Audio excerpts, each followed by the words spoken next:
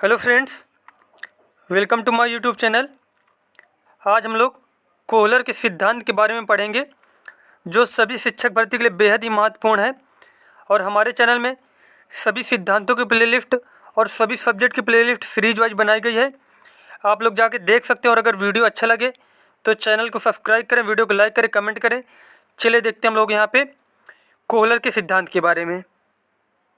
अब यहाँ पे देखो, हमारा पहला पॉइंट है कोहलर का सूझ अथवा अंतर्दृष्टि का सिद्धांत। अब पेपर में आ जाए कि सूझ अथवा अंतर्दृष्टि के सिद्धांत का प्रयोग किसने किया, तो क्या बताएंगे? कोहलर ने किया था। अगर यहीं पे ये क्वेश्चन आ जाए कि इसका प्रतिपादन किसने किया था, तो प्रतिपादन किया था वर्दिमर ने। किसने? वर्दिमर ने। प्रयोग किसने किया था? प्रयोग किया था कोहलर ने। और किस पर प्रयोग किया था? वनमानुष पर। और वनमानुष का क्या नाम था? तो वनमानुष का नाम था सुल्तान। और उसके बाद इसके सहयोगकर्ता कौन थे? कोफका और एक लोग और थे, उनका नाम था कर्ट लेविन। क्या नाम था उनका? Kurt Lewin. ये भी नोट कर लीजिए। अब यहाँ पे देखो, ये हो गया कोहलर का सिद्धांत। सूझ अथवा अंतर्दृष्टि सिद्धांत का प्रयोग किया, प्रतिपादन किया था वर्दिमर ने, प्रयोग किया कोहलर ने। और किस पर प्रयोग किया? वनमानुष पर प्रयोग किया। वनमानुष का नाम था सुल्तान। और सहयोगकर्ता कौन कौन थे? कोफका और कर्ट लेविन। और इसका प्रतिपादन कब हुआ था? 1912 में। अब चलिए देखते हैं नेक्स्ट पॉइंट हम लोग यहाँ पे, कि यहाँ पे सूझ का मतलब क्या होता है। सूझ का मतलब होता क्या है, अंतर्दृष्टि का मतलब होता क्या है, ये हम लोग पहले जानते हैं कि जो सूझ का सिद्धांत का ये यूज किया इन्होंने, तो इसका मतलब क्या होता है।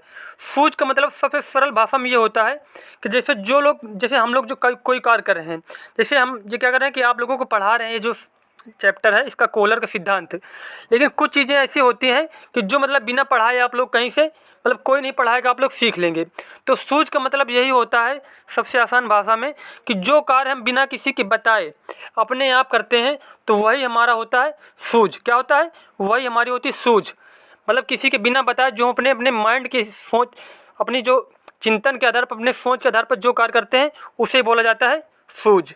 तो ये हमारे सारे पॉइंट कंप्लीट हो चुके। अब चलिए देखते हैं नेक्स्ट पॉइंट हमारा यहाँ पे। अब नेक्स्ट पॉइंट देखो हमारे, किसके अन्य नाम, जो अंतर्दृष्टि और सूझ का सिद्धांत, इसके अन्य नाम कौन कौन से नाम से बुलाया जाता है। तो इसे समग्रवाद का सिद्धांत, कौन सा सिद्धांत? समग्रवाद का सिद्धांत, अवयवीवाद का सिद्धांत और संपूर्णवाद का सिद्धांत। तो ये सारे सिद्धांतों के नाम से इसे जाना जाता है। अगर पेपर में आ जाए कि समग्रवाद का सिद्धांत किसने दिया, तो क्या बताएंगे? कोहलर ने दिया। किसने दिया? कोहलर ने। या फिर अवयवीवाद का सिद्धांत, तब भी बताएंगे कोहलर ने। या फिर संपूर्णवाद का सिद्धांत, तो क्या बताएंगे? कोहलर।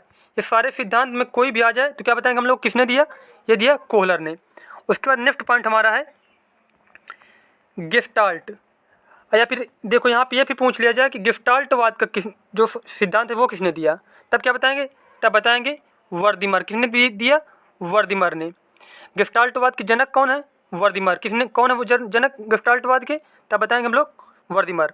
अब यहाँ पे गेस्टाल्ट का मतलब क्या होता है, तो गेस्टाल्ट शब्द जो है, गेस्टाल्ट शब्द जर्मन भाषा का है, जिसका अर्थ है समग्रता अथवा संपूर्ण। इस सिद्धांत के प्रतिपादक वर्दिमर और सहयोगकर्ता कोफका और कोहलर तथा कर्ट लेविन को माना जाता है। किसने सिद्धांत दिया ये? इसके जनक हैं वर्दिमर। कौन जनक है? वर्दिमर। और उसके बाद सहयोगकर्ता कौन कौन से इसके? सहयोगकर्ता हैं कोफका, कोहलर, कर्ट लेविन। तो ये हमारे पॉइंट कंप्लीट हो चुके सारे। उसके बाद नेक्स्ट पॉइंट हमारा है इसमें, देखो नेक्स्ट पॉइंट हमारा कि किस पर प्रयोग किया था? वनमानुष पर प्रयोग किया था। अब देखो क्या किया था कि सुल्तान नाम का जो चिंपैंजी था, भूखा बंदर था, उन्होंने जो थे कोहलर, क्या किया उसके साथ कि एक बॉक्स लिया, उसमें उसको बंद कर दिया। अब देखो क्या किया, ऊपर बहुत सारे केले कमरे की छत पर, यहाँ पे लाद कीजिए, लिख लेना, लटका दिया। क्या कर दिया? लटका दिया। लटका दिया और कमरा बंद कर दिया। प्राप्त करने की कोशिश की, लेकिन थक गया। बाद में सूझ से बक्सों को रखकर चढ़कर लक्ष्य प्राप्त किया। तो यहाँ पे जो सुल्तान नाम का जो बंदर था, तो क्या किया, देखो पहले देखो ये यहाँ पे पकड़ना चाह रहा, केले नहीं मिलता है, लेकिन जब बहुत देर क्या करता है, बहुत ज़्यादा थक जाता है, तो अचानक उसको क्या होता है, अचानक उसके सूझ आती है कि यार नहीं, तो ये क्या रखे, बक्से रखे, हम जो है इनके ऊपर चढ़ के केले प्राप्त कर सकते हैं। तो क्या करता है, ये देखो बक्से रखता है, सबको एक के ऊपर एक रखता है, और फिर ऐसे खड़ा होता है, ये देखो ऐसे खड़े होकर जो है केलों को क्या करता है, प्राप्त करता है और अपना भूख शांत करता है। तो यहाँ पे क्या हुआ कि जो सूझ है, यहाँ पे जो उसका माइंड क्या किया, अचानक काम किया। उसके बाद दूसरा प्रयोग क्या किया था, दूसरा प्रयोग किया था छड़ी का प्रयोग। दूसरा क्या किया था? छड़ी का प्रयोग।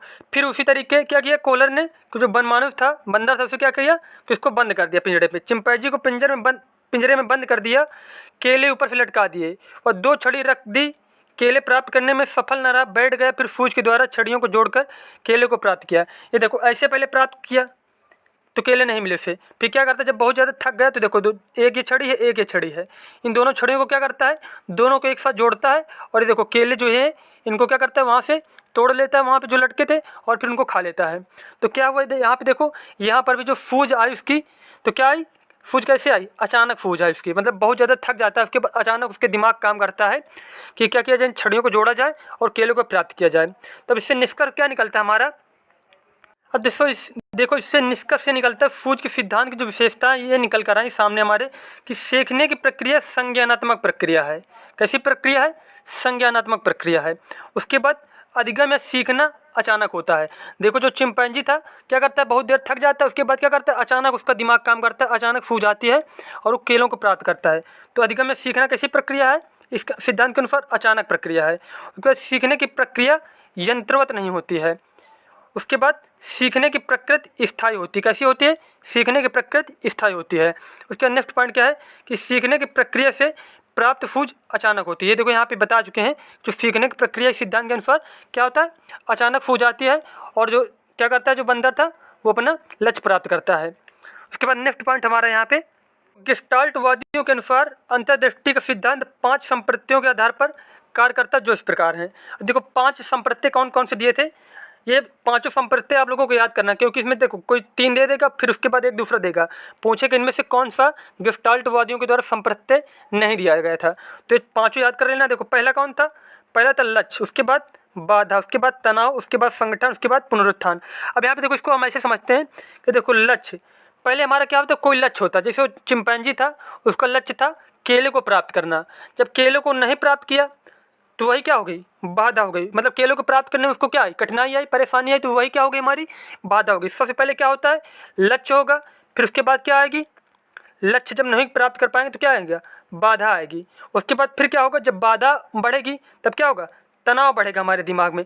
जब कोई कार्य हम करना चाहते हैं और नहीं कर पाते तो क्या होता है, दिमाग डिस्टर्ब हो जाता है। तो क्या होगा, बाधा बढ़ेगी, बाधा जब आएगी तो क्या होगा, तनाव बढ़ेगा। जब तनाव बढ़ेगा तब हम, जब बहुत ज़्यादा तनाव होता है, कोई मुसीबत में होता है तो क्या करता है, अपना जो माइंड होता है मतलब पूरा एकत्र कर लेता है, पूरा एकाग्र कर लेता है। तो क्या करेगा, जो मतलब उसके दिमाग में जो है संगठन बनेगा। क्या करेगा, जो उसके मतलब दिमाग है उसमें एक संगठन बनेगा और फिर क्या करेगा, पुनरुत्थान करेगा। और जो मतलब उसका लक्ष्य था उसका क्या करेगा वो, मतलब फिर उसके बाद उसका लक्ष्य प्राप्त करेगा। तो इसका क्या मतलब, इसका निष्कर्ष निकला कि सबसे पहले कोई लक्ष्य होना चाहिए, फिर उसके बाद बाधा आती है, फिर उसके बाद तनाव, फिर संगठन, फिर उसका पुनरुत्थान होगा। तो ये सारे 5 पॉइंट इसका आप लोगों को नोट करना है और 5 पॉइंट ये याद करना है। उसके बाद नेक्स्ट पॉइंट हमारा है इसका मतलब शैक्षिक निहितार्थ क्या है, इसका शिक्षा में क्या उपयोगिता है वो देख लेते हैं हम लोग। अब देखो इसका शैक्षिक निहितार्थ क्या है, शिक्षा में क्या उपयोगिता है इसकी, कि यह सिद्धांत उच्च बुद्धिमत्ता वाले छात्रों पर ज़्यादा उपयोगी है। कौन से छात्रों पर, उच्च बुद्धिमत्ता वाले छात्रों पर ज़्यादा उपयोगी है।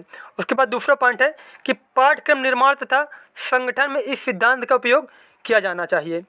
किसमें, पाठ्यक्रम निर्माण इसी सिद्धांत के अनुसार किया जाना चाहिए। उसके बाद नेक्स्ट पॉइंट हमारा है कि यह सिद्धांत रचनात्मक कार्यों के लिए उपयोगी है। उसके बाद अगला पॉइंट हमारा है, यह सिद्धांत रटंत अधिगम का खंडन करता है। किसका, रटंत पद्धति के द्वारा जो मतलब कि बच्चे को रटाए रहो उसका क्या है कि यह सिद्धांत रटंत जो पद्धति उसका खंडन करता है। उसके बाद यह सिद्धांत गणित तथा विज्ञान जैसे कठिन विषयों के शिक्षण में प्रभावशाली है। उसके बाद नेक्स्ट पॉइंट हमारा है, यह सिद्धांत कल्पना, बुद्धि तथा सृजनात्मकता आदि संज्ञानात्मक योग्यताओं के विकास में उपयोगी है। उसके बाद नेक्स्ट पॉइंट हमारा है कि यह सिद्धांत आदत और सीखने के यांत्रिक स्वरूपों के महत्व को कम कर देता है। उसके बाद नेक्स्ट पॉइंट हमारा क्या है कि शिक्षक में क्या क्या इसकी उपयोगी होनी चाहिए, कि यह सिद्धांत बालक को स्वयं खोज करके ज्ञानार्जन हेतु प्रोत्साहित करता है। तो ये सारे पॉइंट याद करना है। अब पेपर में क्या क्वेश्चन आएगा कि कौन सा सिद्धांत बालक के स्वयं खोज और स्वयं के ज्ञानार्जन पर आधारित है। तो क्या बताएंगे हम लोग, यही जो हमारा सिद्धांत है अंतर्दृष्टि का सिद्धांत, ठीक है। तो हमारे सारे पॉइंट जो है कोहलर से सारे पॉइंट कंप्लीट हो चुके हैं। आप लोगों को वीडियो अच्छा लगा तो चैनल को सब्सक्राइब करें, वीडियो को लाइक करें, कमेंट करें। मिलते हैं नेक्स्ट वीडियो में, धन्यवाद।